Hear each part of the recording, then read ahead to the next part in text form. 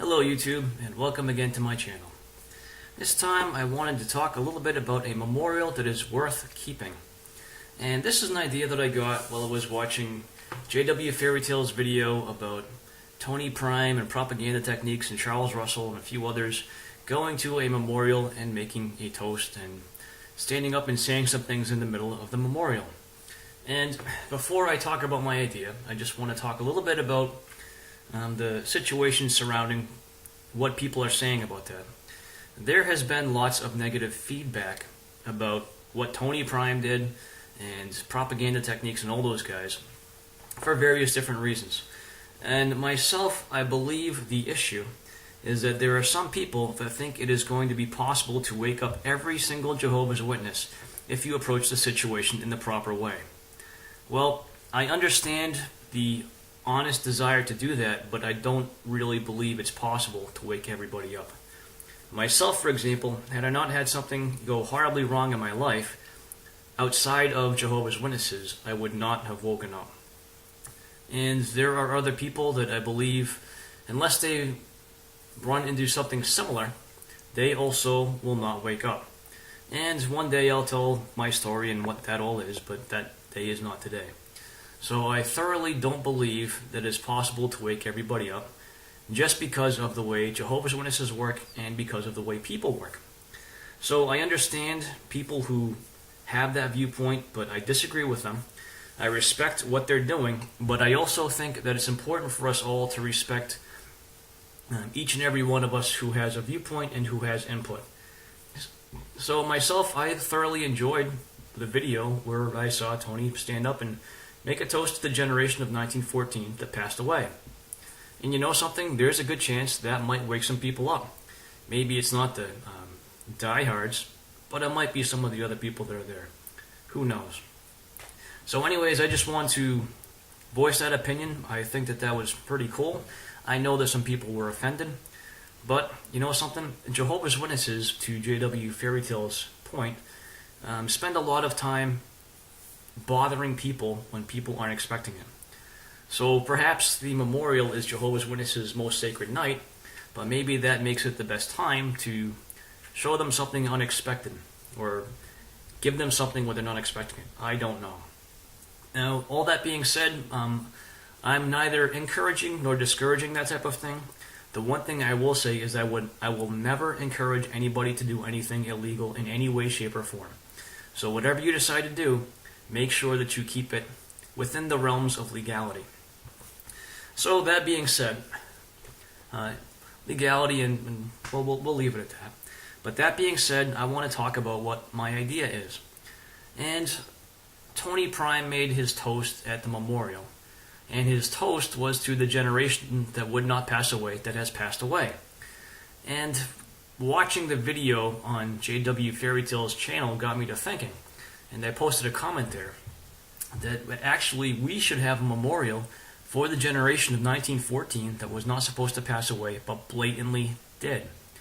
And I think this might serve a purpose for us who have left and who are aware, but also for other people that we can make aware of what has actually happened.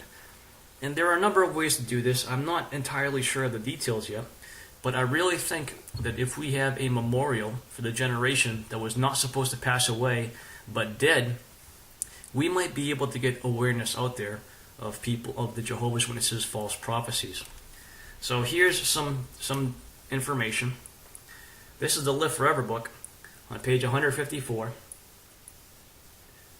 I didn't make that up myself. You can see what it says. There's paragraph 8. You might have to go and pause that and read it yourself later. Or you can look it up on your own copy of the Watchtower CD-ROM. They're showing right there what page number it is. Here's showing the book. And this is one of the original versions, published in 1982. I was at the convention when this was released.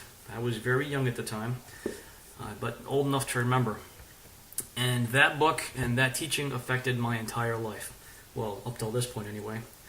So it's extremely easy for us to get together documentation from the Watchtower that demonstrates beyond the shadow of a doubt that they preached that the generation that saw the events of 1914 would not pass away before the end of this system of things came. And that came and that went, and nothing happened. So by the Bible's own standards, that makes them false prophets. So if we're able to get together some type of event where we have a memorial for that generation, if we can somehow publicize it to people, we may be able to highlight awareness in the community in general of the false predictions and the failed predictions that have been made by Jehovah's Witnesses. This may serve a dual purpose. Individuals within the organization who see this will be forced to realize that we are using their literature to show these things. And they are going to be forced to ask themselves the question as to why it makes sense to believe in the current teaching of the overlapping generation, which is nonsensical in every way, shape, and form. The teaching of overlapping generations not only defies logic, it defies the definition of the word generation, and for those people who are Christian, it would make you have to believe that Jesus was purposefully being misleading with his audience, none of which make any sense. And the second purpose that this would serve is to inform people who are not Jehovah's Witnesses of the false prophecies that they have propagated over the years. Of course, we know that the generation of 1914 was only one of but many, but it's the one that happened within living memory. And for people who are slightly, or not, the other one that's happened in living memory has been 1975. There's documentation of that as well, and if people have that, they can certainly use that as well. But if we're able to demonstrate to the public at large the fact that Jehovah's Witnesses have, first of all, claimed to speak in God's name, second of all, claimed to know things that other people didn't, and then third of all, gotten all of their predictions wrong, well, that just might remove their credibility. So, as I said before, I do not believe it's possible to wake everybody up, but there are actions that I think that you can take which will severely limit the ability of that group to recruit people and perhaps to keep those who are already on the fence. So, while I would really like there to be a way to wake everybody up, if I thought there was a way that you could approach this correctly that would cause everybody to one day open their eyes and say, you know what, this is wrong, I'm out of here, I would certainly advocate doing that. So I can understand those who have that point of view doing that. But myself, I don't think that's possible. And therefore, I think that there's value in every single approach that's taken because, first of all, there's two things going on. One, people are healing from the damage that has been done to them by this group. And second of all, they are reaching people, perhaps of like mind with themselves, with their message. Since we don't all think the same, it's going to take a lot of different approaches to reach everybody.